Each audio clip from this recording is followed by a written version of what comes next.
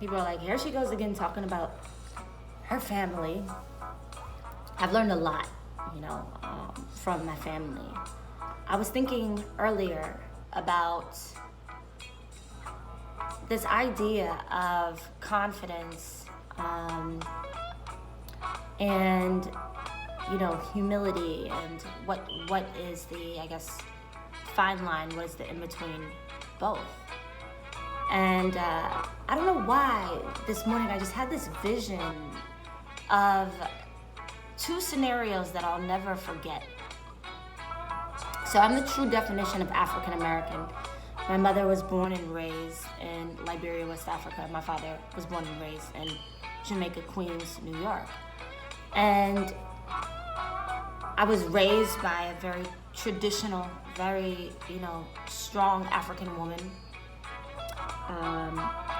I remember meeting some of my cousins for the first time who were raised in Liberia. And I must have been about 12 years old. And my cousin had just come from Liberia, and she was very, very slim, very quiet, hardly talked, and it was very evident that she had endured remarkable trauma. And she just kept to herself, wouldn't say much. And when it was time to eat, wouldn't eat much. It was just very obvious that she had gone through a lot. Almost as if when it was mealtime and people are like, you're in America now, like you can eat as much as you want, almost like is it okay, And when I finally was able to talk to her, I remember the very first conversation that we had, and she started to open up with me. And she told me this story about when war hit. And so my family was really well off in West Africa. We had a farm, had a lot, My mom had drivers, like chauffeurs, literally. Jewelry for days, real jewelry, like real emeralds, real rubies, gold, like lots of it. 2 pet chimpanzees, 2 homes. She went to school with the president's daughter, was going to the Swiss Alps annually, and then war hit. And I'm not sure if you all are familiar with the coup that happened in Liberia, West Africa. And the minute that war hits, one thing that people who have never faced war is typically every dollar that you have in your bank account is no longer accessible to you. So anything that you have in your account is just, they lock all bank accounts. And of course, the rich got targeted first by the rebel soldiers. And I don't know if you guys have seen some of these movies about these young rebel soldiers as young as 9, 10 years old, basically were trained, at a very young age to murder. And all the government officials were told that they had a meeting. Their chauffeurs picked them up and all brought them to a secret location and then lined them up and just machine gunned them down, all the government officials. Next was, of course, the rich get targeted, marching up to their homes, rebel soldiers high off gunpowder and cocaine. Everybody stripped naked, everybody out of your house. Don't look back. So that's what she had just fled from. And she told me this story about the rebel soldiers coming to her house. And it was her mom that was home. It was her that was home, and it was her little brother. And they told him, leave everything. Take off your jewelry, take off everything, leave everything. And just keep walking. And don't look back. Just walk and don't look back. And her mom was leading, she was right after her mom, and then her little brother was walking. They keep walking, and a few miles, she said maybe 7 miles, 8 miles of walking, she just hears machine guns go off. They murdered her little brother, my cousin that I never got to meet, because he was a young boy, maybe 6 or 7 years old, but he looked back. And she had endured such trauma being in Liberia for this war. And you imagine that it's gonna, obviously, I mean, the minute that a war hits, your knee-jerk reaction is to flee. You wanna get out immediately. But when they seize all your bank accounts, they seize your credit cards, they take there's no access to anything. And then the rebel soldiers are basically like, every bit of cash that you have on you, every bit of jewelry that you have on you, we take. That obviously offers a dilemma, even for the wealthy, let alone those in poverty. And so the war was devastating, to say the least. And the cousins that I was introduced to, in middle school and in high school, were severely traumatized. Severely traumatized. I went to a club with one of my cousins, and in high school, and she had come to the United States when she was about 14 years old. She's drop dead gorgeous. She started modeling, and we were always, in high school, always out and about, doing things that our parents didn't want us to do, like clubbing and things like that and whatever. So we're at this club, we're at this Jamaican club, and we're like, I don't know, I was probably like maybe 15, 16 years old. We're partying.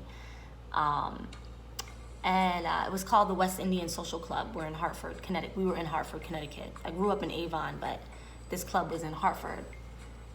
And so she liked the culture. In Connecticut, there's a lot of, Caribbeans. Like, it's very interesting because you think of New York as like the melting pot or whatever. And you think of, the Bronx typically has like a lot of Latin people, Dominicans and Puerto Ricans and Panamanians, and but then you go to Brooklyn and you meet like a lot of Jamaicans and St. Lucians and a lot of people from Caribbean, like different parts of the Caribbean or the West Indies. But Connecticut, Hartford specifically, has got a ton of West Indians and a ton of Latin folks. So growing up, even though I grew up in a very like nice, predominantly white suburb, I also had a lot of friends from Hartford who were St. Lucian and from all different types of I had a lot of Puerto Rican friends. A lot of my homegirls were Puerto Rican. Because it just seemed like there was like an overflow from New York to Hartford. Make a long story short, we're at this club, and she loved the West Indian Social Club, and I did too, because it just kind of reminded us of our culture of Liberia. And so, they kind of like drink the same drinks that we drink. Like, I don't drink now, but formerly, like Liberians like Red Stripe, West Indians like Red Stripe beer. We're big on Guinness, they're big on Guinness. Heinekens, we drink Heinekens, they like Heinekens. And just culturally, it was very like kind of more similar. So we kind of gravitated towards the West Indian clubs. And the guys were more like the, Liberian guys, where they were more, had like a kind of like machismo that we kind of liked. So anyways, we're partying this particular night, and, the Afro beats and, like West Indian music are also kind of similar. So we like the music that they're playing. And all of a sudden gunshots go off.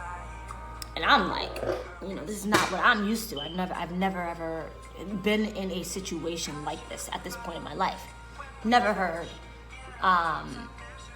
gunshots go off or whatever.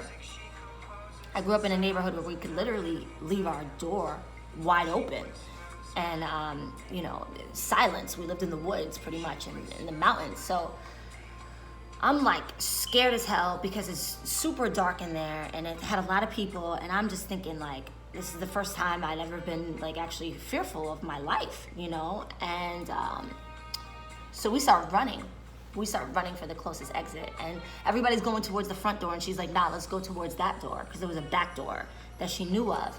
And so we end up sneaking out the back door, and luckily it wasn't as many people rushing to the back door, it was just a few of us, and so we were able to get out of that situation. And when we were walking outside by one of the entrances, we see the dead body laying there in a puddle of blood.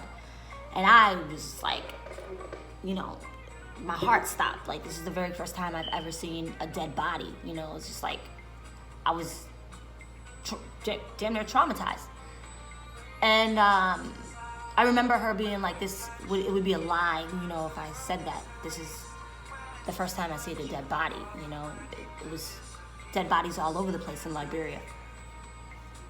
And so it's just one of those things that you don't take life for granted. And the life that we have in America, I was listening to Tariq Nasheed, and one of his criticisms is that, it seems as if people who come from different countries, have a lot to say. People who are of African descent or Caribbean descent have a lot to say about the culture here and foundational Black Americans, but don't have that same critique for the countries that they left. And I love Liberia. I'll never call my country a shithole country, but that was the term that Trump used, these shithole countries. And he said that it's just interesting how these people have so much to say about denying foundational Black Americans reparations, but don't have that same critique for their shithole countries. No offense to anybody, because my family is from one of those, so to speak. But I thought that was a very interesting critique, because the truth is, as much as we may have this very tumultuous relationship with the culture of the past of this country, we have to understand that there's situations that are way, way, way, way, way, way, way, way worse. Like, putting things in perspective, you know what I'm saying? Like, just the idea of having running water and having a toilet bowl that you can use and flush, you know what I'm saying? And having water that you can drink. And even though DC tap water sucks, it's nothing compared to the water that they have in third world countries, which will actually poison you, So it's like, we are extraordinarily privileged, just to have clean running water and have a toilet bowl that flushes and have, even just things like, healthcare, free healthcare, and social services, for people, mental health services. Do you know that so many countries don't even know the term mental health? We don't understand how extraordinarily privileged we are in this country.